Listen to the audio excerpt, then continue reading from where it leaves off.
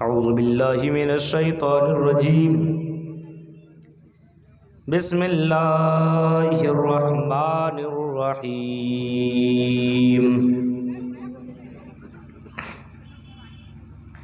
वमा खलक़तुल जिन्ना वल इंसा इल्ला लियअबुदून। वक़ाल अन्नबिय्यु सल्लल्लाहु अलैहि वसल्लम बादिरू बिल अअमालि फितना कक़ितइल लैलिल मुज़लिम युस्बिहुर रजुलु मुमिना व युमसी काफ़िरा औ युमसी मुमिना व युस्बिहु काफ़िरा यबीउ दीनहु बिअरज़िम मिनद दुनिया। रवाहु मुस्लिम। योग योजित सतत मात्मानं रहस्य स्थिता एकाकीय चित्तात्मा निराशीर परज्ञिया पंचम समय कर्तव्य पवित्र धरती अस्त। इको कम कर दीजिए, बहुत इको है जी। रब्बि इश्रह ली सदरी व यस्सिर ली अमरी वहलुल उक़दतम मिन लिसानी यफ़क़हू क़ौली। अल्लाहुम्मा रब्बि ज़िदनी इल्मा। आमीन। काबिल एहतराम उलमाए किराम, गर्जा और इसके क़ुर्बो जवार से आए हुए मुअज़्ज़ज़ सामीन हज़रात, इस्लामी बुज़ुर्गों, नौजवान दोस्तों, प्यारे बच्चों और पर्दा नशीन मेरी माँ और बहनों, जहाँ तक मुझे याद है आपकी इस गर्जा में पहली बार खिताब करने का मुझे मौका मिला है, वो भी अचानक आनन फानन में ये प्रोग्राम बना।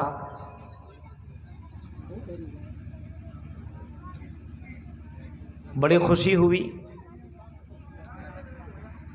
कि यहाँ के लोग प्रोग्राम कर रहे हैं, लेकिन दुख की बात ये हुई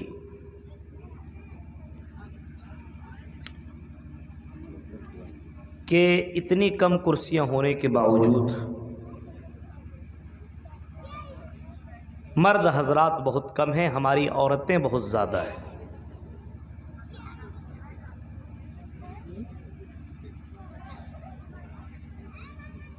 कारण क्या है, वजह क्या है, डीप में मैं जाना नहीं चाहता हूँ।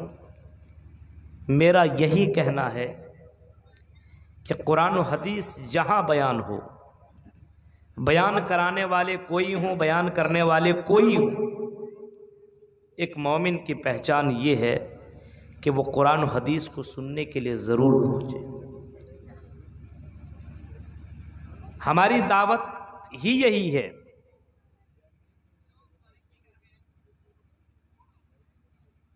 कि अल्लाह के लिए हम मोहब्बत करें, दुश्मनी करें तो अल्लाह के लिए। वो लोग हुआ करते जो मस्जिदों में लिख देते हैं ये इस मस्जिद में फला फला नहीं आ सकते, फला फला का आना इस मस्जिद के अंदर ममनू।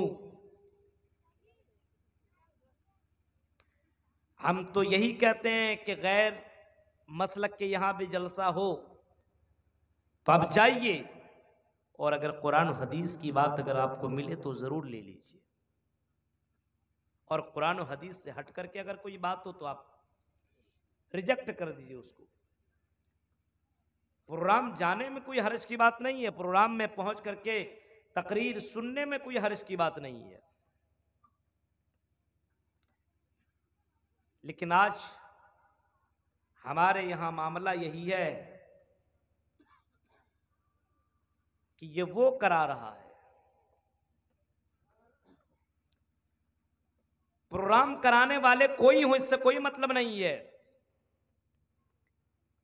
लेकिन कुरान की आयतें और मुहम्मदुर रसूलुल्लाह का फरमान, इन दोनों चीजों से मोहब्बत होनी चाहिए। अल्लाह के लिए मोहब्बत और अल्लाह ही के लिए नफ़रत होनी चाहिए। एक मोमिन वो है जो अल्लाह के लिए मोहब्बत करे और अल्लाह के लिए नफ़रत करे। अल-हुब्बु फिल्लाह वल बुग़्ज़ु फिल्लाह। मैंने कुरान करीम की जो आयत मैंने पढ़ी है, उस आयत के ज़िम्न में बहुत सारी बातें आएंगी। अल्लाह से दुआ करते हैं कि अल्लाह रब्बुल आलमीन हमें इंतहाई संजीदगी के साथ सुनने की, समझने की, गौर व फिक्र करने की और उसके बाद अमल करने की पूरी पूरी तौफीक अता फरमा, आमीन। हमें और आपको अल्लाह ताला ने दुनिया के अंदर पैदा किया। क्यों पैदा किया? इसलिए नहीं कि हम एक दूसरे से कंपटीशन करें। तेरा मकान ऐसा तो मेरा भी मकान ऐसा होगा, तेरे पास गाड़ी है तो मेरे पास भी गाड़ी होगी, तेरा बेटा कलकत्ता में कमाता है तो मेरा बेटा बंबई में कमाएगा,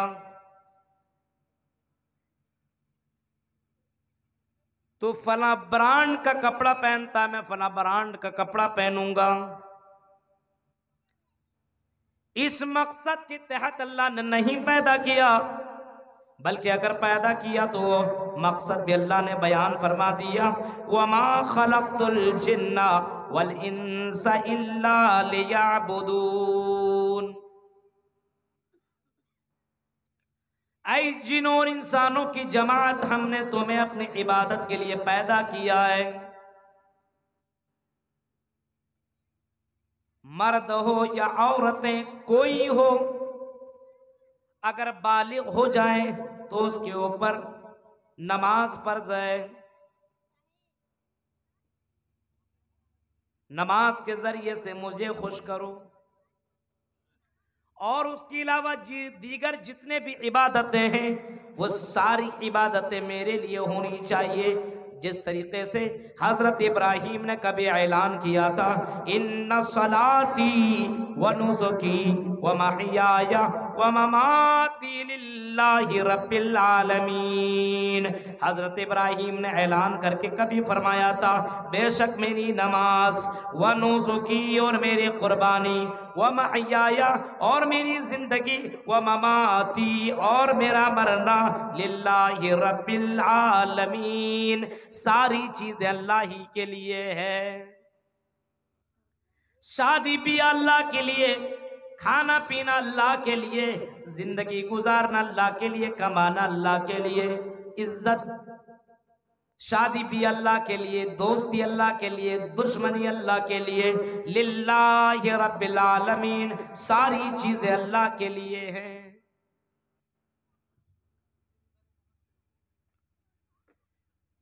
इबादत के लिए अल्लाह ताला ने हमें और आपको पैदा किया है।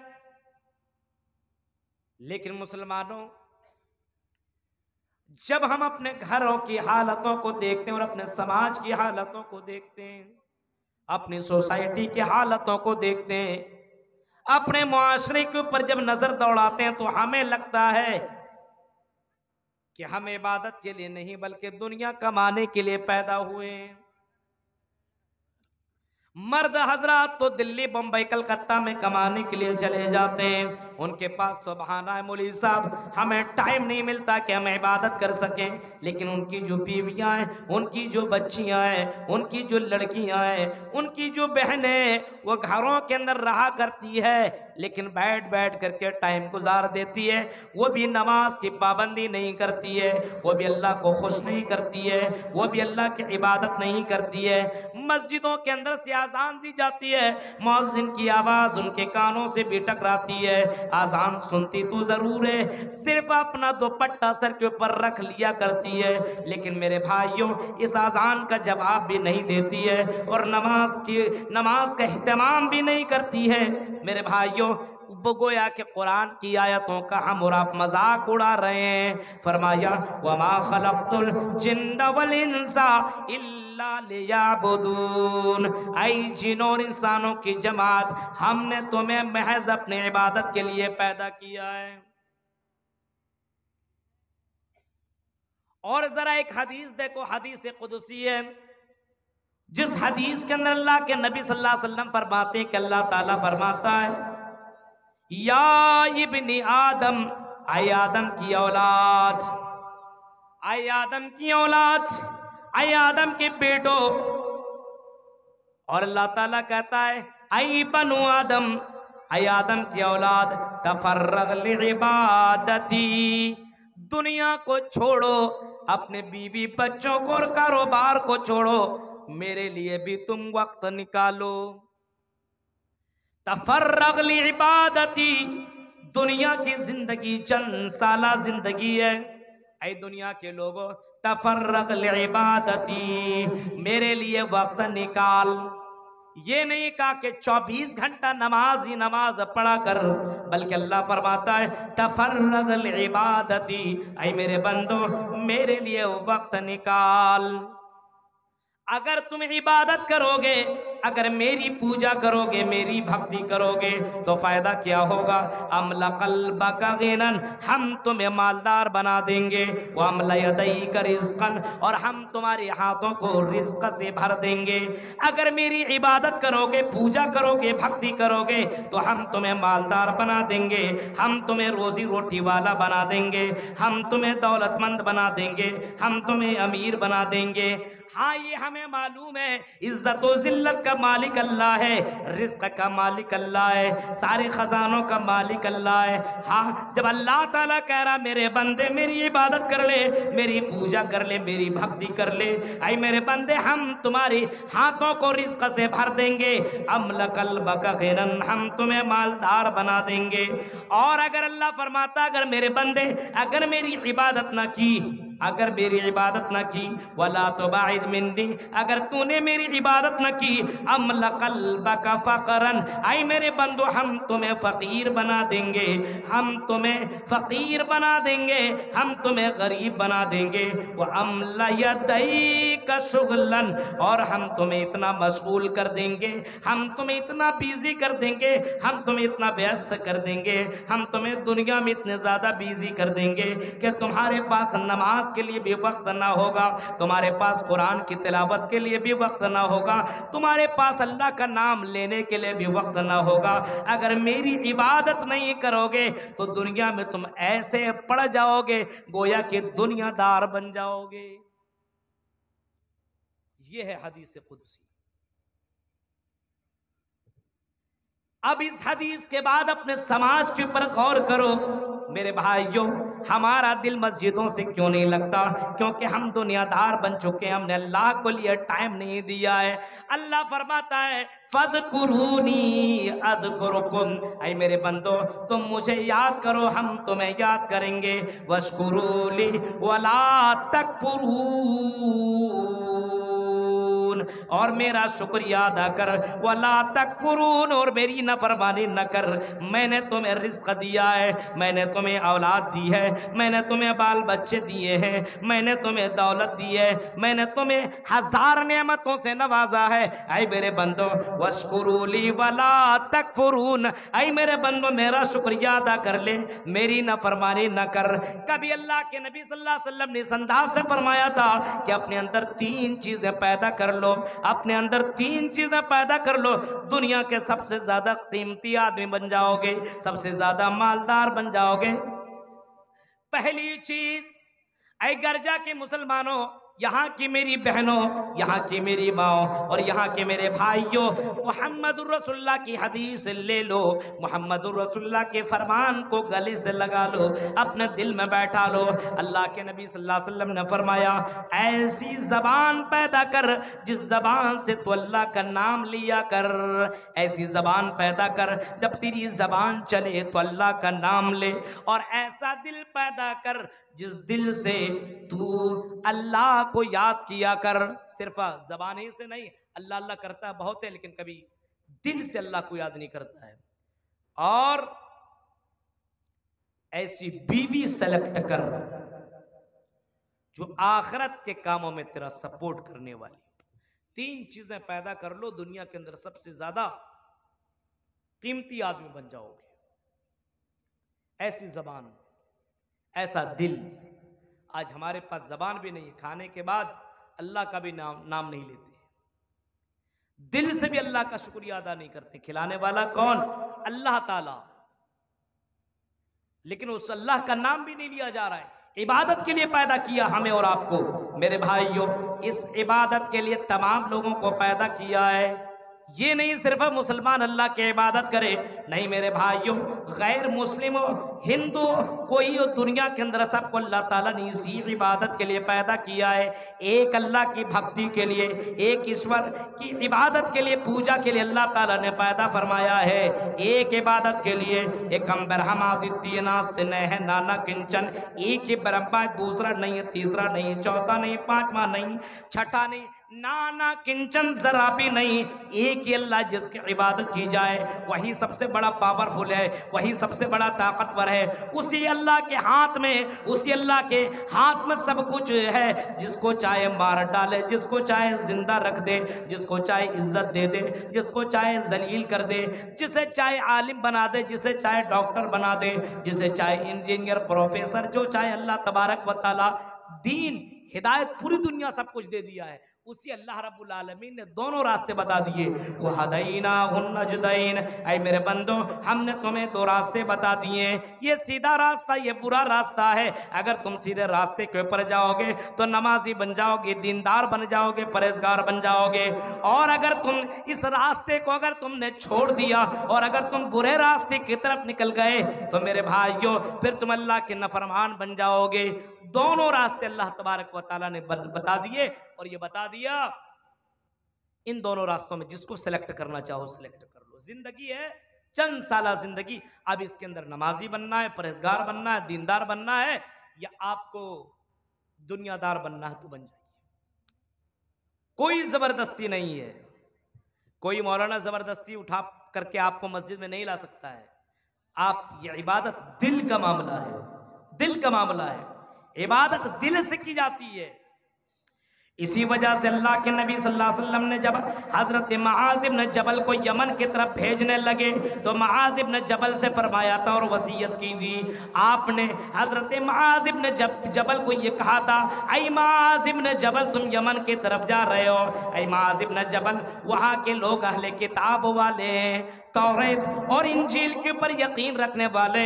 ऐ मुआज़ इब्न जबल जब तुम वहां जाना तो सबसे पहले उनको दावत देना कलेमा शहादत, अशहदु अल्ला इलाहा इल्लल्लाह। सबसे पहले उसको इस बात की गवाही दिलवा लेना कि अल्लाह के अलावा कोई पूजा योग नहीं है, अल्लाह के अलावा कोई इबादत के लायक नहीं है। जब वो इस बात का इकरार कर लेंगे कि अल्लाह के अलावा कोई इबादत के लायक नहीं है, कोई पूजा के लायक नहीं है, कोई भक्ति के लायक नहीं है, तो ऐ मुआज़ इब्न जबल उनसे कहना कि अल्लाह तबारक व तआला को जब तुम मान रहे हो तो अल्लाह का एक फरमान और तुम मान लो, अल्लाह ताला ने तुम्हें 24 घंटे में खम्स सलवातिन फी कुल्ल यौमिन व लैला, अल्लाह ताला ने 24 घंटे में तुम्हारे लिए 5 वक्त की नमाजें फर्ज की हैं।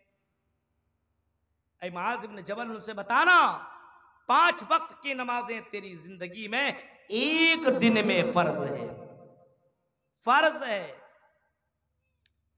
जैसे सांस के बगैर जिंदा नहीं रह सकते हो, खाना नहीं खाओगे तेरा शरीर खत्म हो जाएगा।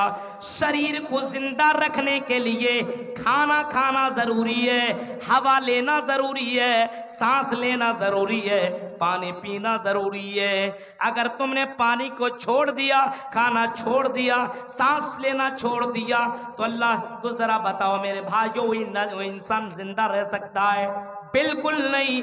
2-4 दिन तक भूखे रह जाइए मेरे भाइयों, आपकी जिंदगी खत्म हो जाएगा, आपका बॉडी जवाब दे देगा। इसी तरीके से जैसे शरीर को जिंदा रखने के लिए खाना पीना जरूरी है, ऐसी रूह को जिंदा रखने के लिए इबादत करना जरूरी है। ये इबादत रूह को जिंदा कर देती है। ये नमाज, ये अल्लाह का जिक्र रूह को जिंदा करती है। मुहम्मद रसूलुल्लाह सल्लल्लाहु अलैहि वसल्लम ने कभी फरमाया था, मसलुल लज़ी युज़करुल्लाहु फी वल बैतिल्लज़ी ला युज़करुल्लाहु फ़ीही मसलुल हय्य वल मय्यित। आपने फरमाया मिसाल दी, जिस घर के अंदर अल्लाह का नाम लिया जाता है, जिस घर के अंदर कुरान की तिलावत की जाती है, जिस घर के अंदर अल्लाह की इबादत की जाती है, आजान सुन करके लोग नमाज पढ़ने के लिए जाया करते हैं, अल्लाह के नबी फरमाते हैं वो घर भी जिंदा है और जो लोग इबादत कर रहे हैं वो लोग भी जिंदा है। लेकिन जो इबादत नहीं करता है और जो अल्लाह का नाम नहीं लेता है, फरमाया वो घर भी मुर्दा है और जो नाम नहीं लेता है वो भी मुर्दा है। मेरे प्यारे साथियों, ये इमाम कायनात जनाब मोहम्मद रसूलुल्लाह ने फरमाया है,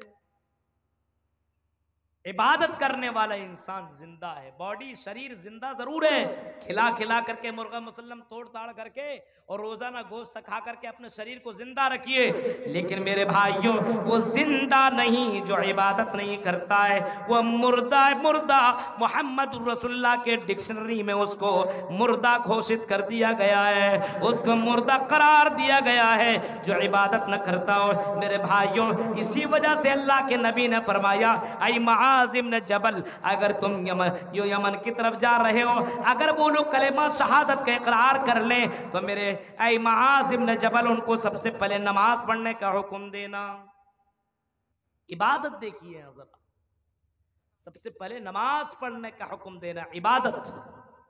इबादत के लिए हमें और आपको पैदा किया है, या इबादत के लिए हम और आप दुनिया में आने के बाद जैसे बच्चा पैदा हुआ, लड़की पैदा हो गई, लड़की पैदा हुई, कोई कुछ नहीं, अकीका उकीका कुछ नहीं, टेंशन। लड़का पैदा हुआ, मिठाई बांट दिया, अकीका कर लिया, क्यों? ये लड़का मुझे ला करके देगा कई लाख रुपए। ये नहीं कि बच्चा आगे बढ़ करके आलिम दीन बनेगा, दीन के राह में ये काम करेगा, इसके लिए नहीं। सोच हमारी इतनी ज्यादा घटिया, इबादत नहीं है। अब जरा देखो मेरे भाइयों, वमा खलक़तुल जिन्ना वल इंसा इल्ला लियअबुदून, आई मेरे बंदो, हमने तुम्हें महज अपनी इबादत के लिए पैदा किया है। मदरसा में पढ़ता हो उसके लिए भी इबादत है, जो कलकत्ता और बम्बई और दिल्ली में कल कमाता हो उसके लिए भी इबादत है, जो घर के अंदर बैठ करके रोटियां पकाती हो उसके लिए भी इबादत है, जो घर के अंदर झाड़ू लगाती हो उसके लिए भी इबादत है, जो सऊदी अरब में रहता हो और रह करके हिंदुस्तान आ गया हो, अब उसने समझ लिया हमने सऊदिया में बड़ी नमाजें पढ़ ली हैं, हमें इबादत करने की क्या जरूरत है, नहीं, उसके लिए भी इबादत है। जो शादीशुदा उसके लिए भी इबादत है, जो बालिग हो चुका है, गैर शादीशुदा है, कॉलेजों में पढ़ता है, यूनिवर्सिटियों में पढ़ता है, स्कूल के अंदर पढ़ता है, उसके लिए भी इबादत है। इस इबादत के लिए अल्लाह ताला ने पैदा फरमाया, वमा खलक़तुल जिन्ना वल इंसा इल्ला लियअबुदून, ऐ मेरे बंदो, हमने तुम्हें महज अपनी इबादत के लिए पैदा किया है। अल्लाह का इकरार कर लेने के बाद, मोहम्मद रसूलुल्लाह का इकरार कर लेने के बाद इबादत के अंदर आप दाखिल होइए, एंट्री कीजिए, अपने रब को राजी कर लीजिए, क्योंकि रब राजी तो सब राजी, रब राजी तो सब राजी। और मेरे भाइयों, ये भी बात मैं आपको बड़े खुल्लम खुल्ला कह रहा हूँ, जिसकी नमाज, जिसकी जितनी तौहीद पक्की होगी उसकी इबादत उतनी पक्की होगी, जिसकी तौहीद के अंदर गड़बड़ी होगी मेरे भाइयों उसकी इबादत के अंदर उतनी गड़बड़ी होगी। हमारे और आपकी तौहीद ही के अंदर गड़बड़ी है, हमें अल्लाह की जात के ऊपर भरोसा ही ना रहा, हमें अल्लाह की जात के ऊपर तवक्कुल ही ना रहा। मेरे भाइयों, आज दुनियादार हम बन चुके हैं, चमचागिरी करने लगे हैं, आज इसके और उसके पीछे भागने लगे हैं। मेरे भाइयों, वही रज़्ज़ाक़ है, इन्नल्लाह हुवर्रज़्ज़ाक़ु ज़ुल क़ुव्वतिल मतीन, वही अल्लाह है, वही रज़्ज़ाक़ है जो बड़ा ताकतवर है, जो बड़ा पावरफुल है। इसी वजह से मुआज़ इब्न जबल से कहा था, ऐ मुआज़, अगर वो अगर तौहीद का इकरार कर ले तो उसको नमाज के बारे में कहना कि नमाज अदा करो, नमाज कायम करो। ये नमाज हर धर्म के अंदर मौजूद है, ये इबादत हर धर्म के अंदर मौजूद है, इस्लाम के अंदर तो है ही, गैर मुस्लिमों के अंदर भी है। योगी योजित सत्मात्मानम रहस्यस्थिता ओ का की यचितात्मा निराशिर प्रज्ञा,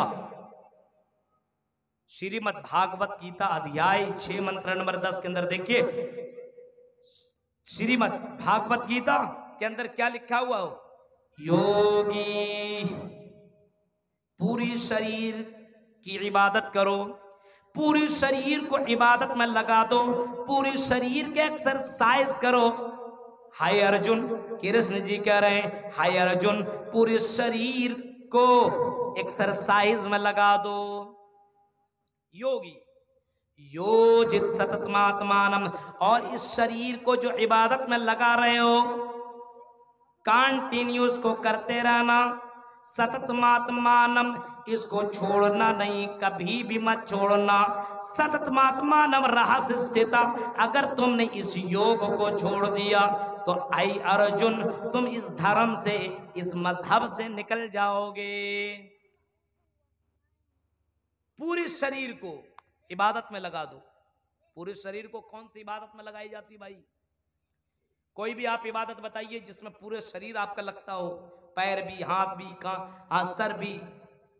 कौन सी इबादत है वो नमाज। नमाज एक ऐसी इबादत है जिसके अंदर पूरा शरीर, पूरा बॉडी आपका इबादत में लग रहा है। अल्लाहू अकबर, ये दोनों हाथ ये भी इबादत के अंदर शामिल है। रुकू के अंदर गए, कमर ये भी इबादत के अंदर शामिल है। सजदा के अंदर गए, आपने सर की भी और इन पैरों, इन घुटनों की, आपने इनकी भी एक्सरसाइज कर डाली। यानी कृष्ण जी अर्जुन जी से कह रहे हैं योगी योजित सततमात्मानम रहस्य स्थिता। आई अर्जुन अपने पूरी शरीर का योग कर लो, अपने पूरे शरीर को तुम इबादत में लगा लो, पूरे शरीर को इबादत में लगा लो और इस इबादत को कंटिन्यू कहते रहना। इसी को तो मोहम्मद रसूलुल्लाह ने कभी कहा था, मन तरक सलाता मक्तूबतन मुतअम्मिदन फक़द कबर। आपने फरमाया इस नमाज को जानबूझ करके मत छोड़ना, इस नमाज को कंटिन्यू पढ़ते रहना, इस नमाज की अहमियत को जानो, इसके मकाम को समझो, इस नमाज को छोड़ना ही नहीं है, कंटिन्यू इबादत करते रहना। अगर तुमने जानबूझ करके तर्क कर दिया, जानबूझ करके इस नमाज को तुमने छोड़ दिया, इस पूजा को छोड़ दिया, तो अल्लाह के नबी फरमाते कि उसने कुफ्र किया। बाज उलमा कहते कि वो काफिर हो गया, कुफ्र के अंदर दाखिल हो गया। देख रहे हैं, इबादत करते रहना, छोड़ना नहीं। अगर तुमने इस इबादत को छोड़ दिया तो तुमने कुफ्र किया। अब आगे देखिए, इबादत जब तक नमाज है तब तक मुसलमान है, जब नमाज नहीं तो फिर मुसलमान भी नहीं है। मेरे भाइयों, सिर्फ गोश्त खा लेने से, टोपी कुर्ता पाजामा पहन लेने से और दुपट्टा और हिजाब और नकाब और बुर्का पहन लेने से कोई मुसलमान नहीं होता है। मेरे भाइयों, मोहम्मद रसूलुल्लाह की जिंदगी उठाओ, नबी को अपनी इस नमाज से कितनी ज्यादा मोहब्बत थी। जितने भी इबादतें फर्ज हुई मुसलमानों के लिए इसी धरती के ऊपर, इसी जमीन के ऊपर फर्ज हुई है, लेकिन जब नमाज की बारी आई तो अल्लाह ताला ने अपने हबीब को आसमान की तरफ बुलाया और हजरत जिब्राइल बुर्राक के जरिए से आसमान का सफर कराते हुए अल्लाह के पास लेकर के गए और अल्लाह के पास मोहम्मद रसूलुल्लाह गए। मोहम्मद रसूलुल्लाह जब जाते हैं तो मोहम्मद रसूलुल्लाह को जो तोहफा मिला इसी नमाज का, यही नमाज आपको तोहफे के तौर पर दिया गया और कहा गया, ऐ मोहम्मद जाइए आप अपने उम्मतियों को बताइए कि 50 वक्त एक दिन में आपको नमाज अदा करनी है। 50 वक्त, एक नहीं, दो नहीं, 50 वक्त। नीचे आए छठे आसमान पे, सातवें में तो इब्राहिम, छठे पे आए, छठे पे मूसा से मुलाकात हुई। हजरत मूसा ने कहा क्या मिला आपको? अल्लाह ताला ने कौन सा गिफ्ट किया है, कौन सा तोहफा दिया है? हजरत मोहम्मद रसूलुल्लाह कहने लगते हैं, आई मूसा अलैहिस्सलाम, आई मेरे भाई, अल्लाह ताला ने मुझे नमाज पढ़ने का हुक्म दिया है। कहा कितना वक्त? कहा कि 50 टाइम। 50 टाइम। मेरी उम्मत तो 2 टाइम नमाज नहीं अदा कर सकती थी, जा कम करा ले, थोड़ा सा डिस्काउंट करा ले। हजरत मोहम्मद रसूलुल्लाह हम सब के नबी इतने ज्यादा रहीम वाले, इस उम्मत के ऊपर इतने मेहरबान, ऊपर गए और कम कराया 10, फिर आए फिर 10 कम कराया, फिर ऊपर गए फिर 10 कम कराया, 10 कम करते करते चले गए, यहां तक के 5 बज गया। 5 ही नमाज अब पढ़ना था, 5 ही नमाज बची हुई थी। अल्लाह के नबी सल्लल्लाहु अलैहि वसल्लम से फिर कहा हजरत मूसा ने, जाओ, मुझे नहीं लगता है तेरी ये उम्मत 5 वक्त भी नमाज पढ़ पाएगी। अल्लाह के नबी ने फरमाया कि अब मुझे शर्म आ रही है कि बार बार मैं कम कराता चला जाऊं। जो लोग जुमे जुमे के नमाज पढ़ रहे हैं उसको तो लगता होगा एक बार चले ही जाते, एक बार और चले जाते तो एक ही वक्त की नमाज होती, तो जब मन में आता कभी भी पढ़ लेते। लेकिन जिसको नहीं पढ़ना रहेगा ना, अगर एक भी होती ना, तो अल्लाह की कसम कह रहा हूं कि वो एक वक्त भी नहीं पढ़ता। 5 वक्त की नमाजें लेकर के आए। यही चीज तो हिंदू धर्म के अंदर भी मौजूद है। अश्वमा सुगमा रूहा देव दत्ते जगतपति, अश्वमा सुगमा रूहा देव दत्ते, उस नबी को, उस रसूल को, उस ऋषि मुनि को, आसमान वाले उस ऋषि मुनि को जो पूरी जगत का रब होगा, पूरी जगत का जो ईश्वर होगा, भगवान होगा, उसको एक घोड़ा देगा जो बुर्राक, जिसको जो बिजली के रफ्तार से भी ज्यादा तेज चलेगा और इतनी तेज से सफर करके वह आसमान की यात्रा कराएगा और जाकर के अपने भगवान से मिलो, अपने रब से मुलाकात कराएगा। मेरे भाइयों, ये नमाज तो हिंदू धर्म के अंदर भी मौजूद है और ये नमाज धरती के ऊपर, इस जमीन के ऊपर नहीं, आसमान के ऊपर ये नमाज फर्ज हुई है। इसी वजह से मोहम्मद रसूलुल्लाह इस नमाज से बड़ी मोहब्बत किया करते थे। आपकी जब मौत होने लगी, आपके जिस्म और आपकी बॉडी और आपके शरीर से जब आपकी जिंदगी खत्म होने लगी, आपकी जिस्म से, आपके शरीर से आपकी रूह परवाज होने लगी, मोहम्मद रसूलुल्लाह की जबान हिल रही है, क्या बोल रहे हैं, आवाज इतनी आहिस्ता निकल रही है कि लोग सुन नहीं पा रहे हैं कि मोहम्मद रसूलुल्लाह क्या कह रहे हैं। उम्मे सलेमा रज़ियल्लाहु ताला अन्हा ने कान लगाया उस नबी के होंठ से, अपने शौहर और अपने सरताज के होंठ से, कि मोहम्मद रसूलुल्लाह आखिरी वक्त में क्या बोल रहे हैं। मोहम्मद रसूलुल्लाह के होंठों से जब कान लगाया गया तो मोहम्मद रसूलुल्लाह की जबान से यही जुमला निकल रहा था, अस्सला अस्सला अस्सला वमा मलकत ऐमानुकुम। ऐ मेरी कौम के लोगों, ऐ उम्मत मुहम्मदिया, नमाज का ख्याल करना, नमाज जानबूझ करके मत छोड़ना। इबादत के बारे में अल्लाह के रसूल बता रहे हैं, नमाज का ख्याल करना आखिरी वक्त में। मेरे नबी की ये वसीयत है, आखिरी वक्त में अपनी कौम को, अपनी उम्मत को वसीयत कर रहे कि नमाज का ख्याल करना। मेरे भाइयों, जरा देखो, मोहम्मद रसूलुल्लाह सल्लल्लाहु अलैहि वसल्लम आखिरी वक्त में नमाज का हुक्म दे रहे हैं और नमाज के बारे में आप फरमा रहे हैं, आई इस गांव के लोगों, झारखंड के मेरे भाइयों और दुनिया के लोगों, सुनो, इसी इबादत के लिए अल्लाह तबारक व तआला ने हमें और आपको पैदा किया है और कल क़यामत के दिन इसी नमाज के बारे में सवाल होगा। सबसे पहले अव्वलु मा युहासबु बिहिल अब्दु यौमल क़ियामा, ऐ लोगों, सबसे पहले क़यामत के दिन इसी नमाज के बारे में पूछा जाएगा। ये नहीं पूछा जाएगा तूने कितनी बिल्डिंग बनाई थी, ये नहीं पूछा जाएगा तूने कितना जहेज लिया था, ये नहीं पूछा जाएगा तूने कैसी शादी की थी, ये नहीं पूछा जाएगा तूने कितने लोगों को बारात लेकर के गए थे, ये नहीं पूछा जाएगा तू कहाँ कमाता था, बल्कि यही पूछा जाएगा कि दुनिया के अंदर तू नमाज पढ़ता था कि नहीं पढ़ता था। इबादत के बारे में सबसे पहले अल्लाह तबारक व तआला हुकूकुल्लाह में सबसे पहले नमाज के बारे में पूछेगा। अब देखिए, नमाज हर धर्म के अंदर मौजूद है। एकाकी यचित्तात्मा निराशिर परज्ञिया, इस नमाज को बड़े ध्यान के साथ पढ़ा करो। हाय अर्जुन, इस नमाज को यानी इस इबादत को बड़े ध्यान के साथ, पूरे आत्मविश्वास के साथ, पूरे खुलूस के साथ इस नमाज की हिफाजत करो।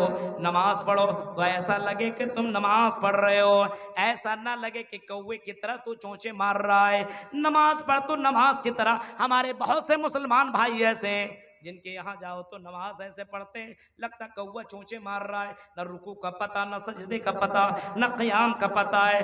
अल्लाह के नबी सल्लल्लाहु अलैहि वसल्लम ने इसी को इस अंदाज में फरमाया है, अल इहसानु अन ताबुदल्लाह कअन्नका तराहु फ़इल्लम तकुन तरा फ़इन्नहु यराका। इहसान ये, जब तू अल्लाह की इबादत कर, अल्लाह की भक्ति कर, अल्लाह की पूजा कर, तो इस तरीके से अल्लाह की इबादत कर गोया कि तू अल्लाह को देख रहा है। और अगर ये तसव्वुर पैदा ना हो तो ये सोचो कि अल्लाह ताला तुम्हें देख रहा है, यानी इबादत के दरमियान तुम्हें ऐसा लगे कि अल्लाह तुम्हें देख रहा है या तू अल्लाह को देख रहा है। इबादत में इतना ज्यादा मगन हो जाओ, इतना ज्यादा डूब जाओ कि तू अल्लाह ताला को देख रहा है। और अगर ऐसा ना लगे तो ऐसा लगे कि अल्लाह ताला तुम्हें देख रहा है। हमारी नमाजें कैसी होती है? नमाज में भी आदमी मोबाइल आ गया। एक जगह नहीं देखा था आपने, मैंने कहीं किसी तकरीर में बताया था, ऐसी तकरीर सुन लिया तो उसने नमाज पढ़ना शुरू कर दिया। अब मोबाइल भी लेकर के जाता है तो मोबाइल के अंदर भाई साइलेंट करना भूल गया, स्विच ऑफ करना भूल गया। और आजकल नौजवान लड़के उसके मोबाइल में रिंगटोन में अगर गाना ना हो, वो भी भोजपुरी गाना, तो उसको लगता ही नहीं कि मेरे पास मोबाइल है। रिंगटोन भी लगाता है, वो भी भोजपुरी गाना लगाता है। और इतना डेंजर तरीके से कि बूढ़ा भी जवान हो जाए सुन, इतना डेंजर। एक जगह नमाज पढ़ने के लिए एक नौजवान चला गया तकरीर सुन करके।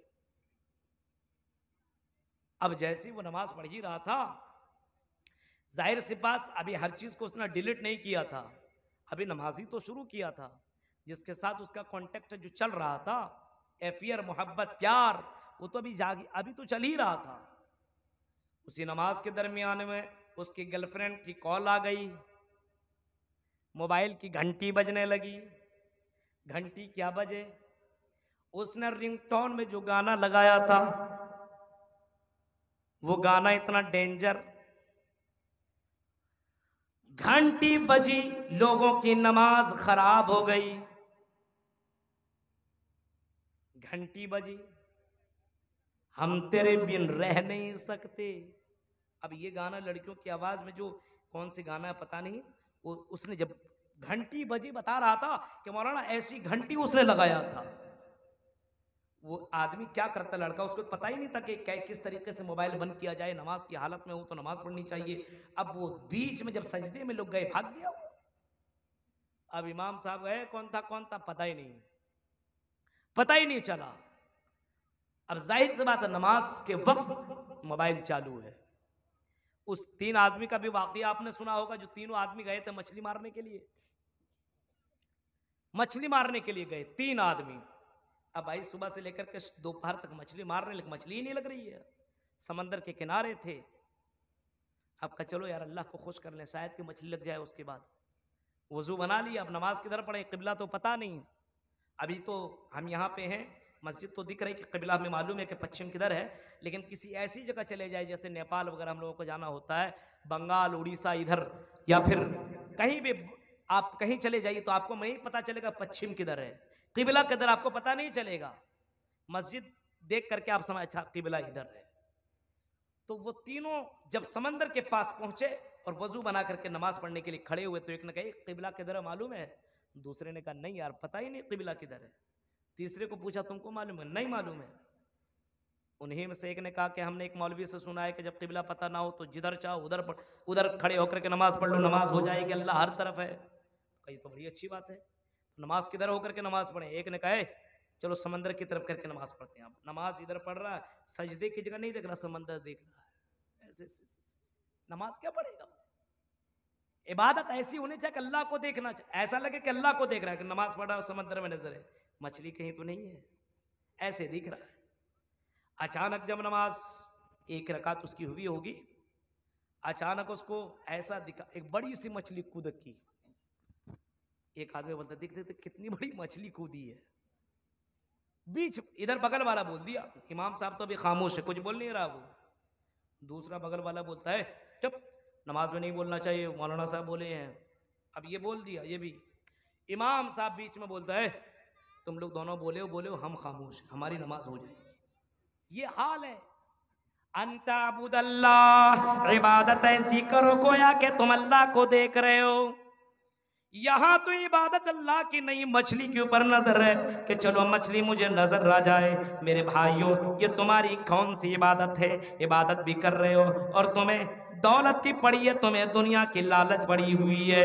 मोहम्मद रसूलुल्लाह इबादत किया करते तो मेरे भाइयों इस अंदाज में इबादत किया करते थे, इस अंदाज में इबादत किया करते थे गोया कि अल्लाह ताला उनके पास है।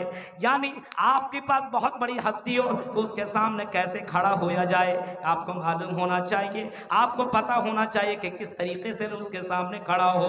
अल्लाह के सामने जो दुनिया की सबसे बड़ी हस्ती है, दुनिया पूरी कायनात की सबसे बड़ी हस्ती अल्लाह ताला की है, हम सबको उसी अल्लाह ने पैदा किया है, उस अल्लाह के सामने खड़ा हो या चित्तातिमा निराशीर पर किया, सबको नाराज कर लो, सबको निराश कर लो, सबको नाराज कर लो, लेकिन उस अल्लाह को नाराज ना करो, परख किया, क्योंकि उसी के साथ सबको लौट करके जाना है। फिर फरमाया पंचम समय कर्तव्य, 5 वक्त इस नमाज को अदा करो, 1 टाइम नहीं, 2 टाइम नहीं, 3 टाइम नहीं, पंचम समय कर्तव्य, 5 टाइम इस नमाज को अदा करो, इस इबादत को 5 टाइम किया करो। यही तो मोहम्मद रसूलुल्लाह ने फरमाया है, 5 वक्त नमाज अदा किया करो। इबादत, अगर ये इबादत करोगे, जितने भी अल्लाह के नेक नेक बंदी इस कायनात के अंदर गुजरे, जितने भी इब्राहिम को उठाइए, मूसा को उठाइए, ईसा को उठाइए, जिस नबी को आपको पता हो, जिस नबी का नाम आपको मालूम हो, उस नबी को उठाइए। उस नबी का जिक्र अगर कुरान के अंदर है तो नमाज का भी जिक्र उस नबी के साथ है। हजरत इब्राहिम जैसी हस्ती, इब्राहिम को अल्लाह ताला ने अपना दोस्त बनाया, क्योंकि अल्लाह ताला की हर बात को इब्राहिम ने माना। वइज़्तला इब्राहिम रब्बुहु बिकलिमातिन फअतम्महुन्ना, जब जब आजमाया गया तब तक हजरत इब्राहिम बिल्कुल पक्के उतरे, उन आजमाइशों के अंदर मुकम्मल कामयाब हो गए।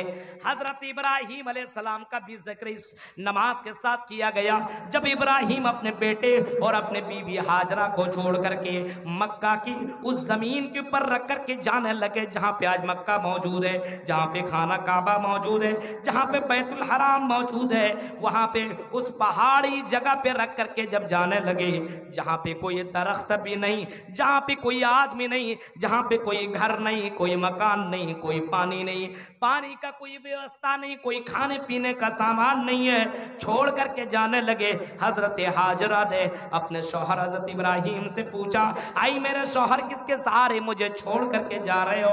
हजरत इब्राहिम ने कहा कि अल्लाह का यही ऑर्डर है, अल्लाह की तरफ से यही इजाजत है। हजरत हाजरा ने यही जवाब दिया, फिर अल्लाह ताला हमें ज़ाय और बर्बाद नहीं करेगा। हजरत इब्राहिम जाने लगे तो यही दुआ करके जा रहे थे, रब्बना इन्नी अस्कन्तु मिन ज़ुर्रियती बिवादिन गैरि ज़ी ज़र्इन इंद बैतिकल मुहर्रम रब्बना लियुक़ीमुस्सलाह। ऐ अल्लाह, मैं अपने बाल बच्चों को छोड़ करके जा रहा हूँ इस वजह से ताकि ये तेरी इबादत करें, ताकि ये नमाज अदा करें। यानी हजरत इब्राहिम भी नमाज अदा किया करते थे और अपने बाल बच्चों के लिए नमाज के लिए भी दुआ मांगा करते थे। इब्राहिम का जिक्र आया तो नमाज के साथ जिक्र आया। इबादत देखिए, इस्माइल का जिक्र आया, वकाना यामुरु अहलहु बिस्सलाति वज़्ज़काति वकान यामुरु अहलहु बिस्सलाह वज़्कुर फिल किताब इस्माइल इन्नहु काना सादिक़ल वाद वकाना रसूलन नबिय्या वकान यामुरु अहलहु बिस्सलाति वज़्ज़काह। अपने अपने अपने घर वालों को नमाज का हुक्म हजरत इस्माइल दिया करते थे, यानी खुद नमाज पढ़ा करते तो इब्राहिम इस्माइल अपने घर वाले को नमाज का हुक्म दिया करते थे। हजरत ईसा इब्ने मरियम को देखो, हजरत ईसा इब्ने मरियम से जब पूछा गया, जब बच्चा को लेकर के उसकी माँ हजरत मरियम आई, गांव वाले करिया वाले समाज वाले ने कहा, आई मरियम तेरी तो शादी भी नहीं हुई है, ये बच्चा कहाँ से आया? तो मस्जिद के बगल में रहता है, तो बैतुल मक़दिस के बगल में रहा करती थी, तूने ये घटिया काम, ये ज़िना, ये गलत काम तुमने कैसे कर लिया? वकाना, और तेरा बाप तो अच्छा था, तेरा भाई तो अच्छा था, तू इतनी बुरी कैसे निकल गई? हजरत मरियम कुछ नहीं बोली।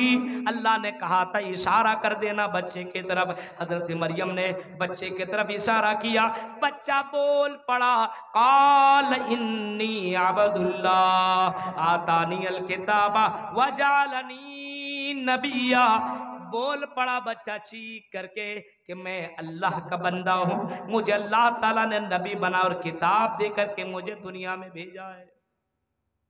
वजालनी मुबारक नैनमा कुंतो औसानी बिस्सलाती, और उस अल्लाह ने मुझे नमाज पढ़ने का हुक्म दिया है। यानी इस्माइल का जिक्र आया तो नमाज के साथ जिक्र आया, इब्राहिम का जिक्र आया तो नमाज के साथ जिक्र आया, जकरिया का जिक्र आया तो नमाज के साथ जिक्र आया। फनादतहुल मलाइकतु व हुवा काइमुन युसल्ली फिल मिहराब अन्नल्लाह युबश्शिरुका बियहया।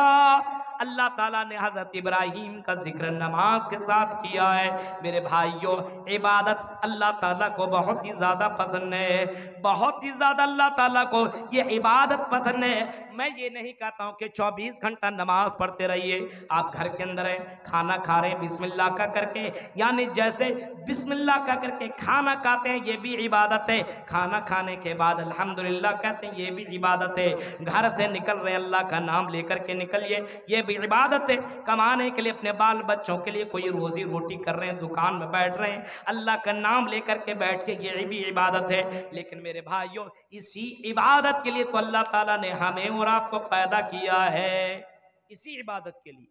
लेकिन हमारी मस्जिदें वीरान, एक चांद नजर आया तो मस्जिदें आबाद, दूसरा चांद नजर आया तो मस्जिदें वीरान। अभी रमजान का महीना आने वाला, देख लीजिएगा, आने वाला है। अभी आपको पता चल जाएगा, जितने भी नमाजें सब पहुंच जाएंगे। एक महीना के लिए नमाज है क्या? एक ही महीना अल्लाह देखता है क्या? उसके बाद अल्लाह नहीं देखता? रमजान ही में अल्लाह है, उसके बाद नहीं है क्या? नाउज़ बिल्लाह। मेरे भाइयों, अल्लाह वो है, अल्लाहु ला इलाहा इल्ला हुवल हय्युल क़य्यूम, जो जिंदा था, जिंदा है और जिंदा रहेगा।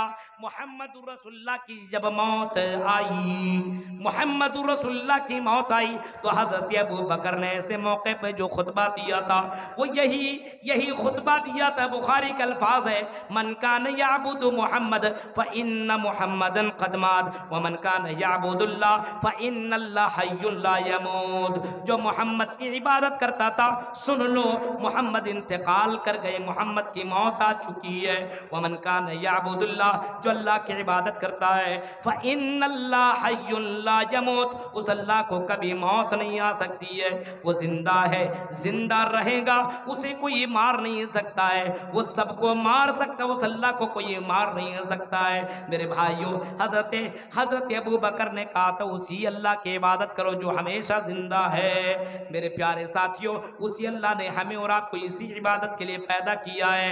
फाबुदनी वाक़िमिस सलात लिज़िक्री, हजरत मूसा का जिक्र किया, जिस अंदाज में किया, ऐ मूसा तू मेरी इबादत कर, वाक़िमिस सलात लिज़िक्री, और नमाज के जरिए से मेरा जिक्र किया कर। यानी मेरी इबादत कर तो जरूर, लेकिन नमाज के जरिए से करेगा तो मेरे करीब तो ज्यादा पहुंच जाएगा, क्योंकि अक़रब मा यकूनुल अब्दु मिन रब्बिही व हुवा साजिद, बंदा सबसे ज्यादा अल्लाह के नजदीक सजदे की हालत में होता है। सजदे की हालत में अल्लाह के करीब पहुंचता है बंदा। नमाज ही नहीं पढ़ रहे हैं तो अल्लाह के करीब कहां होंगे? मेरे भाइयों, इसी इबादत के लिए, इबादत में सब कुछ है। हमारे गांव के बच्चे नमाजी क्यों नहीं है मालूम है? आइए एक हदीस में बताता हूँ, मुरू औलादकुम बिस्सलाती व हुम अबनाउ सबई सिनीन, जब बच्चा 7 साल का हो तो उसको नमाज पढ़ने का हुक्म दो। जब बच्चा 10 साल का हो, नमाज ना पढ़े तो जूते चप्पल छड़ी मार मार करके, डंडे मार मार करके उसके नमाज पढ़ाओ। ये मोहम्मद रसूलुल्लाह कह रहे हैं, जब बच्चा 7 साल का हो तो नमाज पढ़ने का हुक्म दो। माँ बाप ही को पता ना हो नमाज क्या चीज़ है, इबादत क्या चीज़ है, तो बच्चे को क्या नमाज पढ़ने का हुक्म देंगे? जब वही बच्चा आगे बढ़ जाए 10 साल का और नमाज न पढ़े तो उसको नमाज पढ़ने का बताओ, उसको कहो। इसी इबादत के लिए अल्लाह ताला ने हमें और आपको पैदा फरमाया है। इसी इबादत के लिए मोहम्मद रसूलुल्लाह अपने बच्चों को, अपने समाज के बच्चों को अल्लाह के रसूल समझाया करते थे और कहा करते थे, इबादत कर अल्लाह ताला की, जब मांगना हो तो सिर्फ अल्लाह से मांगना।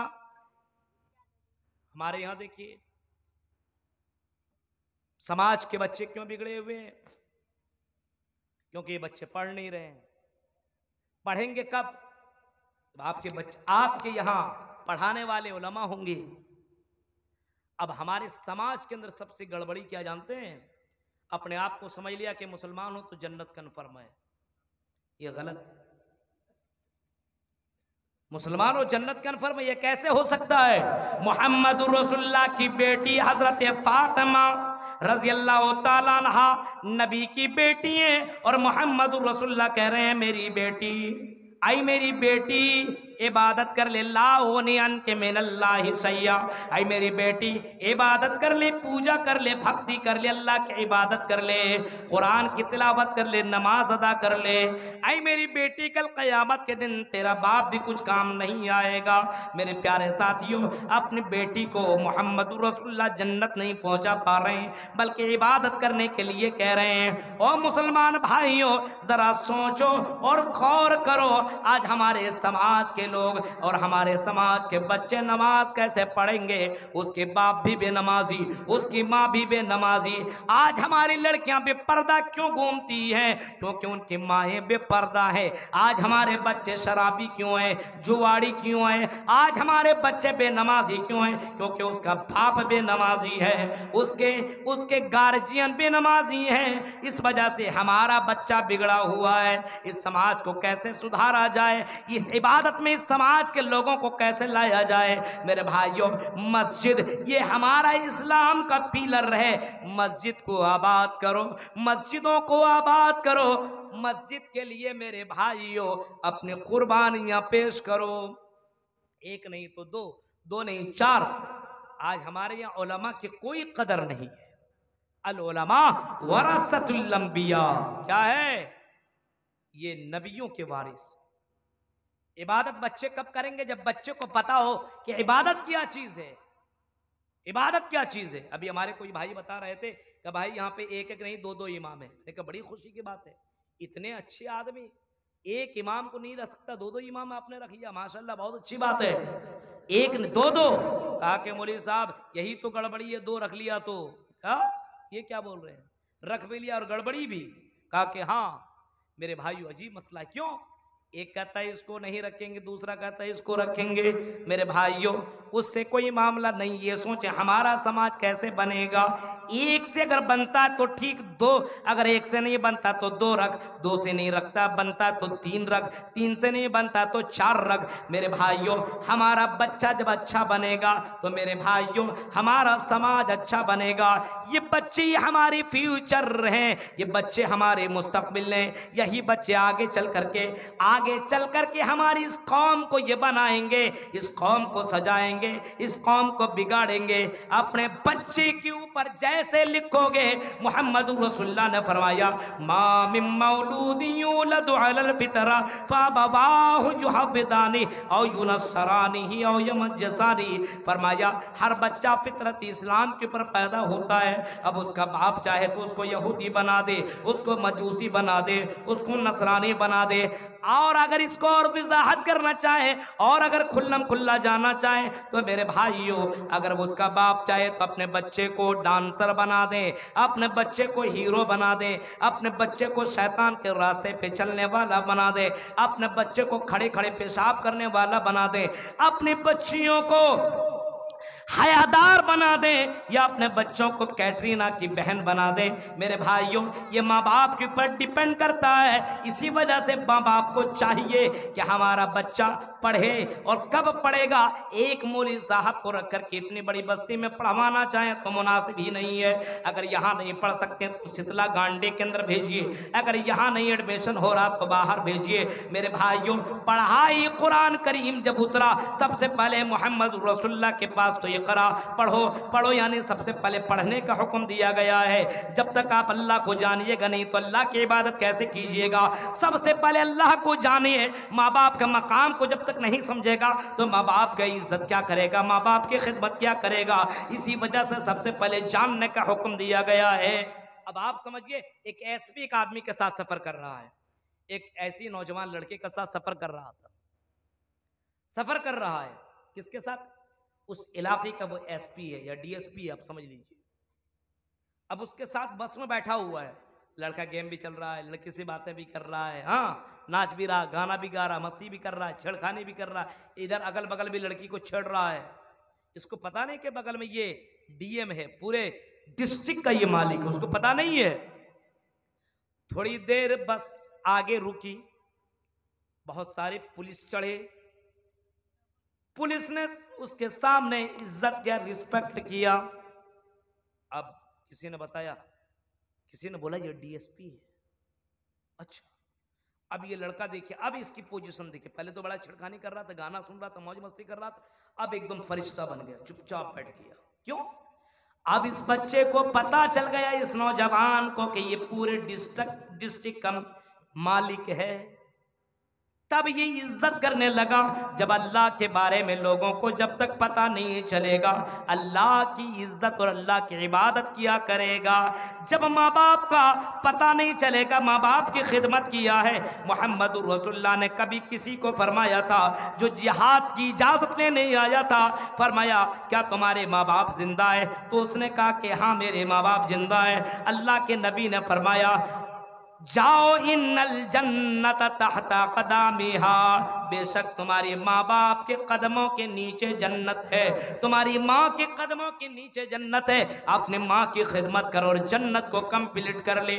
मेरे प्यारे साथियों, जब तक लोगों को, बच्चों को मालूम ना हो नमाज किया है, जब तक बच्चों को मालूम ना हो मस्जिद किया है, जब तक बच्चियों को मालूम ना हो हया क्या, पर्दा क्या, हिजाब क्या है, तो हमारी लड़कियां क्या पर्दा करेंगी? मेरे भाइयों, जैसे मुस्कान खान ने उस कर्नाटक की उस लड़की ने, उस बहन ने जैसे सबके सामने कहा था, हम सब कुछ करना गवारा कर सकते हैं, लेकिन हिजाब उतारना और निकाब उतारना हम गवारा नहीं कर सकते, क्योंकि उसको मालूम था कि हमारी इज्जत इसी के अंदर है। ये हिजाब है तो हम इज्जतदार हैं, और अगर हिजाब हमारा उतर गया तो हम बेइज्जत हो जाएंगे। लड़की पूरा का पूरा पर्दा है। अलमरत औरा, उस औरत को, उस लड़की को, उस मुस्कान खान को मालूम था, उसके माँ बाप ने तरबियत दी थी, उसको पढ़ाया था, उसको लिखाया था, उसको बताया था। इसी वजह से वो लड़की चीख करके कहने लगी, अल्लाहु अकबर, नारे तकबीर, हम इस हिजाब को उतार नहीं सकते हैं, हम पढ़ाई तो छोड़ सकते हैं लेकिन अपने इस्लाम के साथ समझौता नहीं कर सकते। हमारे बच्चे को बोलो, हमारा बच्चा वैसा पहनेगा कपड़ा, इसको जींस और टी शर्ट चाहिए, वो भी फटा पुराना वाला, इधर इधर इधर इधर वाला। और बाल देखिए, आज मैं नवादा में जो बाल कटवा रहा थे, उसी मोहल्ले का, वहाँ पे बहुत सारी तस्वीरें दी हुई थी, वही वाला जो वही कटिंग वाला बच्चा आया, हमको देखा नहीं था शायद, बोलने लगे यही वाला हमको कटिंग चाहिए। अजीब हाल है मेरे भाई, गौर कीजिए, हमारी बच्चियां इतनी ज्यादा बारीक कपड़ा क्यों पहनती है? हाँ, हमारी बच्चियां अपने बालों को क्यों दिखाती हैं? क्रीम पाउडर लगा करके, चूड़ी और पायल पहन करके जो रास्तों में चलती हैं। शादियों में देखो मेरे भाइयों, शैतान भी शर्मा जाए, हमारी बहनों को देखो शादियों के मौके पे अच्छे अच्छे कपड़े और ड्रेस पहन करके और बगैर हिजाब के साथ, मेकअप के साथ जाती हैं और बाकायदा इंजॉय करती रहती हैं, लड़कों को भी इंजॉय कराती रहती हैं। अगर उस लड़की को मालूम हो, जो लड़कियां इस तरीके से चलती हैं, अल्लाह के नबी ने कभी फरमाया था, निसाउन कासियातुन आरियातुन माइलातुन ममीलातुन, एक जमाना, एक दौर ऐसा आएगा कि लड़कियां कपड़ा तो पहनेंगी लेकिन नंगी नजर आएंगी। माइलातुन, निकलेंगी, इसलिए निकलेंगी ताकि लड़के मेरे तरफ माइल हो, लड़के मुझे देख करके फख्र महसूस करें और मुझसे नंबर मांगे, राब्ता करें, मुझसे कांटेक्ट करें, मैं उससे कांटेक्ट करूं, वो मुझसे बात करें, मैं उससे बात करूं। एक जमाना ऐसा आएगा, लड़कियां खुद चल करके लड़कों की तरफ जाएंगी। मेरे भाइयों, आज तो वो जमाना आ चुका है, आज लड़कियां अपने घरों से बेपर्दा होकर के निकलती हैं, सज धज करके निकलती हैं ताकि लड़का मुझे देखे। मेरे भाइयों, अल्लाह के नबी ने फरमाया था, ला यजिद नरीहा, ऐसी लड़कियां जन्नत में जाने के दूर की बात है, जन्नत की खुशबू भी नहीं पाएंगी, जन्नत की खुशबू तक उसे नहीं मिलेंगी। अगर लड़कियों को पता हो हिजाब ना पहनने की वजह से, बारीक कपड़े पहनने की वजह से अगर जन्नत नहीं जा सकेंगे, जन्नत की खुशबू नहीं मिलेगी, तो मेरे भाइयों मुझे उम्मीद है वो लड़कियां बारीक कपड़े नहीं पहनेंगी, बल्कि ऐसे कपड़े पहना करेंगी जिसकी वजह से उसका जिस्म ढक जाए। लेकिन ऐसा कब करेगी? जब आप उसको सिखाएंगे, जब आप उसको बताएंगे। हमारी माए बहनें, आप जिम्मेदार हैं, माए हैं, माए हैं। कैसी तरबियत दी हजरत जकरिया ने अपने उस बेटी को, हजरत मरियम को, जिन्होंने किफालत के तौर पर मरियम को रखा था। कैसी तरबियत दी मेरे भाइयों, कैसी तरबियत दी। जब बंद कमरे में हजरत जिब्राइल इंसानी शक्ल में आए तो मरियम अलैहिस्सलातु वस्सलाम ने कहा था, इन कुंत तकिया, मैं तुझे अल्लाह के पनाह में, अब मैं तुम्हें अल्लाह का वास्ता दे रही हूँ कि मेरे करीब मत आना, मेरे करीब आने की तुम्हें ज़रूरत नहीं है। तरबियत अपने बच्चों को दीजिए। बताइए, इबादत किया है, हिजाब किया है, पर्दा किया है, जबान की अहमियत किया है, माँ बाप का हक और अदब किया है, ये कौन बताएगा? जाहिर सी बात, अगर माँ बाप को पता नहीं है तो इमाम बताएंगे। और आपके यहाँ इमाम ही के अंदर गड़बड़ी है और इमाम ही रखना नहीं चाह रहे हैं मेरे भाइयों, तो बताइए कौम तबाह हो बर्बाद हो जाएगी, कौम डूब जाएगी। उस कौम का कोई नाम लेने वाला नहीं होगा मेरे भाइयों। जब तक उलमा जिंदा है तब तक ये दुनिया बाकी है। जिस दिन उलमा दुनिया से ख़त्म हो जाएंगे उसी दिन इसराफील से अल्लाह कह देगा, सुर फूंक दो, अब इस दुनिया को बाकी रहने का कोई ज़रूरत नहीं है। तो ये इबादत कब होगी? जब बच्चों के अंदर तरबियत होगी।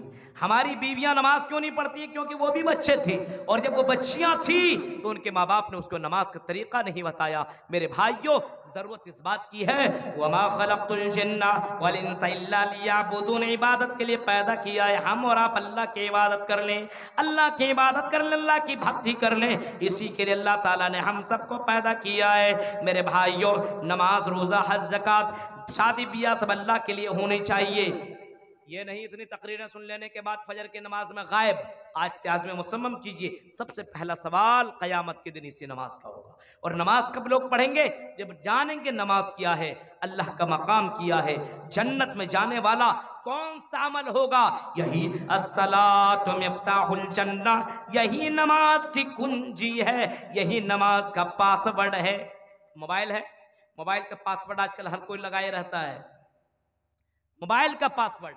अब हमें मालूम नहीं है तो हम उसके मोबाइल को खोल नहीं सकते, हम उसके मोबाइल को खोल नहीं सकते, लेकिन जब हमें पासवर्ड मालूम है तो हम खोल लेंगे। आओ घर जाके मुसलमानों, मैं तुम्हें जन्नत का पासवर्ड बता रहा हूं, सुनो, और इस पासवर्ड को लेकर के जाओ, हिफाजत करना, इस पासवर्ड को छोड़ना नहीं। तुम भी जन्नत के दरवाजे को खोल लोगे और जन्नत के अंदर एंट्री कर जाओगे, जन्नत के अंदर चले जाओगे। आओ मेरी बहनों, तुम भी इस पासवर्ड को ले लो, क्योंकि मोहम्मदुर रसूलुल्लाह ने औरतों से भी कहा था, अगर वो औरतें अगर इस पासवर्ड को हिफाजत कर ले, इस पासवर्ड को याद कर ले, तो वो भी जन्नत में चली जाएंगी। वो कौन सा पासवर्ड है? सुनो, पासवर्ड में बता रहा हूं, 24434, यानी अगर 5 डिजिट का जो नंबर है 24434, अगर सुबह के 2 रकात और ज़ोहर के 4 रकात और असर के 4 रकात और मगरिब के 3 और फिर ईशा के 4 रकात अगर नमाज अदा कर लें तो मोहम्मद रसूलुल्लाह ने फरमाया वो आदमी जन्नत के अंदर एंट्री कर जाएगा। इसी वजह से अल्लाह के नबी ने औरतों से फरमाया था, वह सामत शहरहा व हाफिजत फरजहा व तात बालहा अलमरतु इज़ा सल्लत खम्सहा, जब औरतें 5 वक्त की नमाज अदा करने लगे, और मोहम्मद रसूलुल्लाह ने मर्दों से भी कहा ये 5 वक्त की नमाज पढ़ लो। अल्लाह के नबी फरमाते यही नमाज अस्सलातु मिफ्ताहुल जन्नह, जन्नत में तुम्हें पहुंचा देगी।